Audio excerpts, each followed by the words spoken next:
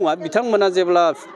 मा होनना बुङो सरकाराव दंमोन अब्लाबोथ' क'क्राझार जिथुनिखि सीट आरो बे सीटखौ बिथांमोना देरहायाखैमोन आरो प्रलं नैबे बै समाव माने मंगलदै मोनसे सीट होनना बुङोमोन बेखौ दायो बियो गोदानलि डिलिमिटेसन जानानै दरं उदालगुरि जाबाय 2004 निफ्राय जेब्ला जोङो नायगोन आरो बहाय बिजेपियानो साबसिकुवेन्टलि देरहाबोबाय थानायखौ जोङो नुनो मोन्दों दा बेनिखायनो क'क्राझारावबो बिथांमोना देरहानो हाखाया आरो उदालगुरियावथ' बिथांमोना देरहानायनि खुनु सिमांखौनो दा नुथों सर मोनसे जों नुनो मोन्दों आपडेट दायो हम मिनिस्टार अमित शाहआ मोनसे बाख्नायथाव बाथ्रा बुंदों प्रमद बर'नि साराव बिथाङा सासे एक्टिभ लिडार आरो बे बिटिआरखौ शान्तिपुर लाबोनो हादों होनना बुंदों सार बेनि बेलायाव मा गोग्गाथाव बाथ्रा मा बुंदों सारा जाय व्यक्तिया मोजां खामानि मावगोन समाजाथ' बेखौनो सिकिउरिटि होगोन ना जाय बिथांमोनानोखि मोजां खामानि मावगोन एज ए इन्डिभिजुवेल जा एज ए इन्स्टिटिउसन जा एज ए अर्गानाइजेसन जा आरो बे अर्गानाइजेसन्सफोरनि इन्स्टिटिउसन्सफोरनि मुरब्बी जाय बिथाङा मोजां खामानि मावदों दा गभर्नमेन्ट अफ इन्डियानि सासे हम मिनिस्टारा बेबायदि जुदि सिकिउरिटि होदोंब्ला बिथांनि जथेस्थ' बेबायदि सर्स थागोन ओरैनोथ' सोरबा व्यक्तिखौ मोजां खामानि मावदों बेबायदिथ' बुंनाय नङा दा नैबे 3 बोसोरनि जिथुनिखि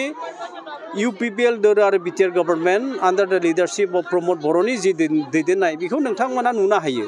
जे 2 years कमप्लिट जाबाय 3 years जिथुनिखि कमप्लिट जाबाय आरो बे 3 years कमप्लिट जानायाव कमप्लिटलि मोनसे पिस एन्ड ट्रेंगुलिटि जिथुनिखि सिचुएसन आरो बे सिचुएसना दिनैनि तारिखआव फैदों खिन्थु एट द सेम टाइम जुदि नोंथांमोना नायोब्ला बे 2005आव बिपिएफआ गभर्नमेन्ट दादों इलेक्सन जादों खिन्थु 2008 आवनो 3 बोसोरनि गेजेरावनो दाङाबाजि स्टार्ट जादों आरो बे 2008 निफ्राय माने टिल 2014 सिम कन्टिनिउ जे बेबायदि मोनसे कनफ्लिक्टआ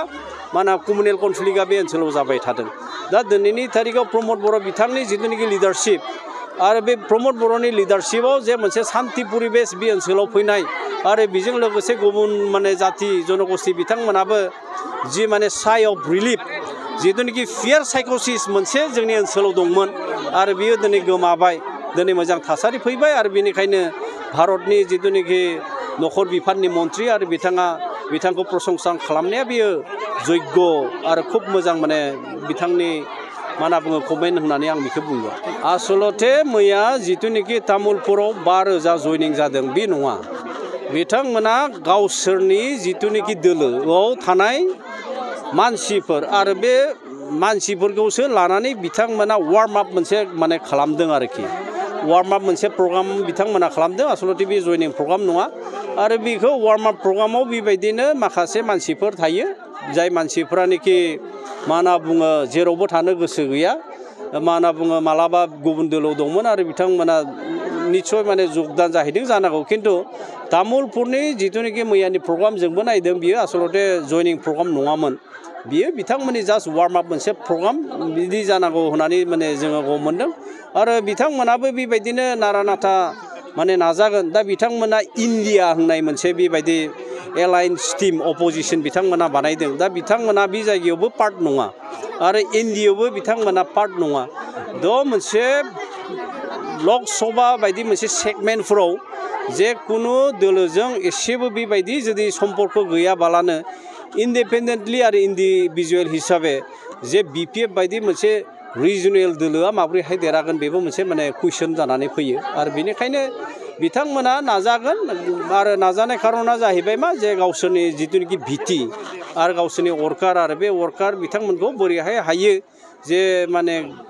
गावसोरनि दोलो गारनानै जाहाथे दा थांथों बिसोर बाथ्राफोरखौ माने काउन्सिलिं होदों आरो ट्रेनिं होदों जानांगौ जों जिहेतु एनडिएआव पार्ट आरो एनडिएआव जुदि पार्टब्ला पलिटिकेल पार्टि नै बिथांमोना जे फ्रेन्डलियाव मोनसे बेबायदि सिम्बल थाया स्पेसिफिक गावबा गाव जिथुनिखि पलिटिकेल पार्टि आरो पलिटिकेल पार्टि बिथांमोना गावबा गाव बेबायदि सिम्बल थाखायो दा एनडिए हिसाबै जों सापर्ट खालामगोन खिन्थु केन्डिडेटआ जुदि बिजेपिनि फैयो अब्ला बहाय जि माने पदम फुल जे लटास सिम्बल आरो बे लटास सिम्बलावनो भट होनो जोङो मा होनना बुङो दरं उदालगुरि जिथुनिखि लकसभा सीट जों बेखौ खावलायगोन आरो जे क'क्राझार बे क'क्राझाराव एनडिएनि केन्डिडेट खिन्थु बहाय इउपिपिएलआ जिहेतु गेलेगोन आरो इउपिपिएल दोलोआ जिहेतु इन्डियानि इलेक्सन कमिसनजों मोनसे सिकिउरिटि मोननाय रिकगनिसन मोननाय जिथुनिखि मोनसे पलिटिकेल पार्टि जाबाय आरो बे पलिटिकेल पार्टिनि जिथुनिखि सिम्बल आरो बे सिम्बला जाबाय ट्रेक्टर आरो बेनिखायनो BJP आरो GSP आरो EJPनि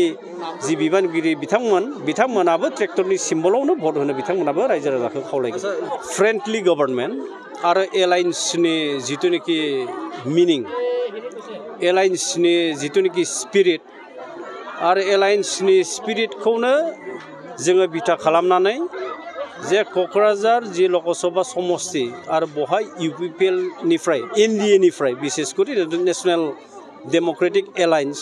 आरो बे नेशनेल डेम'क्रेटिक एलायन्सआव जिहेतु UPPLआबो वान अफ द पार्ट आरो बेबायदिनो NDA हिसाबै बहाय UPPLआ क'क्राझार जि लकसभा समस्ति बहाय टिकेटखौ मोनगोन आरो बहायनो BJP आरो GSP बिथांमोनाबो जिहेतु नैबे NDAनि वान अफ द पार्ट अफ द गभर्नमेन्ट आरो बेनिखायनो बिथांमोनाबो UPPLखौ क'क्राझार लकसभा समस्ति बिथांमोना सापर्ट खालामगोन दा बे दरं उदालगुरिनि जिथुनिखि लकसभा सिट आरो बहाय NDAनिनो बेबायदि माने केन्डिडेट जागोन आरो बे NDAनि केन्डिडेटआ BJPनिफ्राय जागोन आरो बेनिखायनो जोङो UPPL GSP आरो EJP जोङो बहाय बे BJPनि जिथुनिखि केन्डिडेट आरो बे केन्डिडेटखौ जोङो सापर्ट खालामगोन